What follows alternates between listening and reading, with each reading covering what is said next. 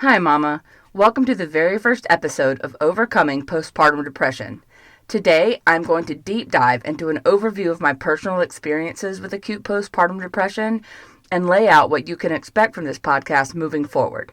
If this episode is triggering for you and you feel you need additional help to process your thoughts or feelings, please call or text the Postpartum Support International hotline at 1-800-944-4773. Here we go. Do you want practical steps to rein in the overwhelm and start feeling like yourself again, but struggle with feeling hopeless, unsupported, and misunderstood? If so, you're in the right place. Hi, I'm Stephanie, wife, mom of 4, and a 2-time acute postpartum depression survivor.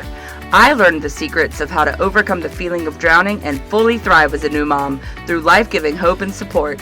If you're ready for validation, encouragement, and those easy practical tips, then take a deep breath in, exhale, and we'll take the first steps together. Here we go.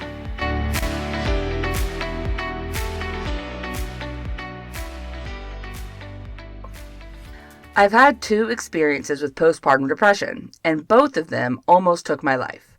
And the scariest part? I didn't even recognize what was happening at first. So today, I want to take you inside my story, because if you're feeling this way right now, I need you to know something. You are not alone, and there is still hope for you. Before I became a mom, my husband and I, married 5 years at the time, were living overseas in Asia as missionaries. It was one of those seasons of life that felt so exciting and so meaningful, but also a little overwhelming. We had just moved to a completely new country, quit our jobs, sold all of our belongings, new culture, new jobs, new language, and then almost immediately I found out I was pregnant. At the time, I didn't think much of it. I just thought, well, this is exciting. We can handle this. And honestly, I had never experienced depression before. Not even a little. So postpartum depression, it wasn't even on my radar. My pregnancy was hard. I was constantly nauseous, lots of hot flashes, and completely exhausted all the time. And by hot flashes, I mean I would come home by climbing the 5 flights of stairs to our apartment door, go in, shut the door, fully disrobe in front of the only air conditioner in our apartment, thank goodness it was in the master bedroom, and sprawl out on the bed like the open position of a snow angel. It wasn't pretty. We were also living in an environment that already felt overstimulating and unfamiliar. But I pushed through happily because that's what you do, right? You tell yourself, this is normal, I'm fine, I just need to get through it. Looking back now, I can see that I was carrying so much more than I realized. After my first daughter was born, everything changed. Out of nowhere, I started having thoughts that didn't feel like mine. Thoughts like, your children deserve a better mom. Your husband deserves a better wife. The world would be better off without you. And they didn't just come once. They repeated over and over and over again. I remember thinking, where is this coming from? Because I didn't feel like myself anymore at all. And then it got worse. Those thoughts turned into something darker, something scarier. I started thinking about hurting myself. And I didn't understand it. I couldn't make sense of it. I was living in a place where mental health wasn't really talked about, so I didn't even have language for what I was experiencing. But the reality was, I wasn't just struggling. I was fighting for my life. At one point, it got so bad that I had formed a plan. Sitting alone in my apartment, in the cream-colored IKEA chair in the corner of our bedroom, holding and feeding the baby, I just knew, without a doubt, that if I put her down, I was going to hurt myself. Panicking and unable to get a hold of my husband since he had left his phone behind, I proceeded to rock her for hours upon hours, with tears gushing down my cheeks, her screaming for more food, probably needing a diaper change, and me literally going to the bathroom on myself while praying for a miracle. After this, I had to be put under a 24-hour watch for weeks until my medicine kicked in and we found the right dosage. That's how serious it became. Thanks to our incredible American doctor, I did get treatment. I started medication, I had some support, but if I'm being honest with you, I didn't feel fully seen and I didn't feel fully better. It felt more like survival than healing, like I had just barely made it through. So when it came time to have our second child, we did everything we could to prevent it from happening again. We had moved back to America and close to family. I went into my second pregnancy already on medication and made some decisions from the beginning to put us on a much better track the second time around. We were being proactive and we were doing everything quote unquote right. And still, postpartum depression came back. But this time, it was worse. I experienced deeper darkness, deeper fear, and deeper hopelessness.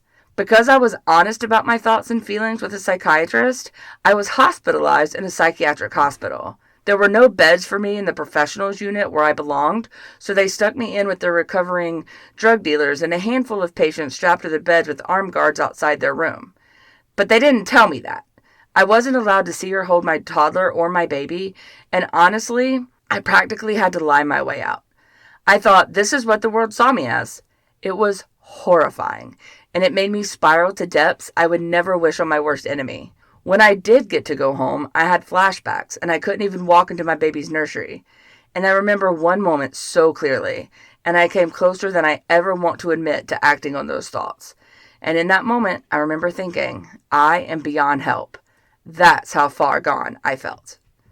One of the hardest parts of all this was how alone I felt. Even when people were around me, people would say things like, "You have healthy babies, you should just be thankful." And I know they meant well, but what it did was make me feel even more broken, because I thought, well, if I have everything I'm supposed to want, why do I feel like this? It made the guilt heavier and the shame deeper, and I started to feel invisible, even to the people who were supposed to be helping me. At my lowest point, I found out about a medical trial. It would require a multi-day infusion and being away from my precious family for the full duration.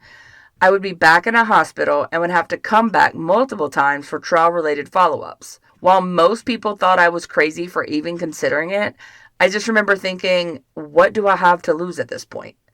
So on the phone, in the middle of Michael's craft store, by the wedding aisle, I said yes. I did end up getting the drug, and it did help me tremendously pretty quickly. In fact, after waking up from a nap, I called my husband, and after talking to him for a few minutes, I could hear the smile in his voice when he choked up while telling me, "Stephanie, I haven't heard the you in your voice in so long."